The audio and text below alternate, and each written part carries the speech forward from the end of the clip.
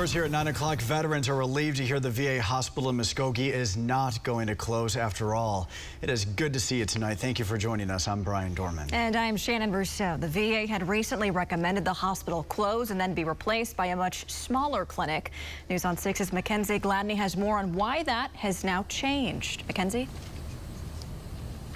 Well, Brian and Shannon, the U.S. Veterans Affairs Committee says it will not close the hospital. Veterans say that decision might be the best thing that's happened in this part of Oklahoma in a long time.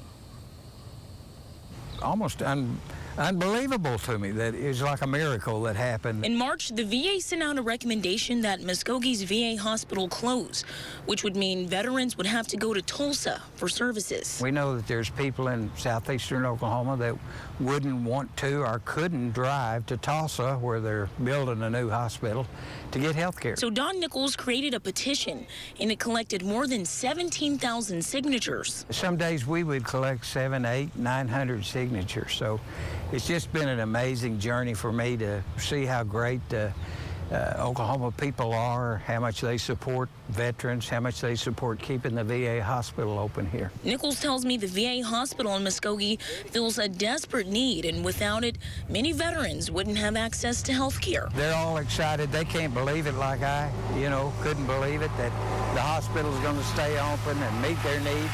Some of them, like me, had got their health care here from the late 60s, maybe the 50s. So this is their hospital. Muskogee Mayor Marlon Coleman says the fight isn't over yet because the next step is working on renovations to improve the care for veterans. We enjoy the freedoms that we have because of their sacrifice, and it is dependent upon us to make the same sacrifices to fight for their care.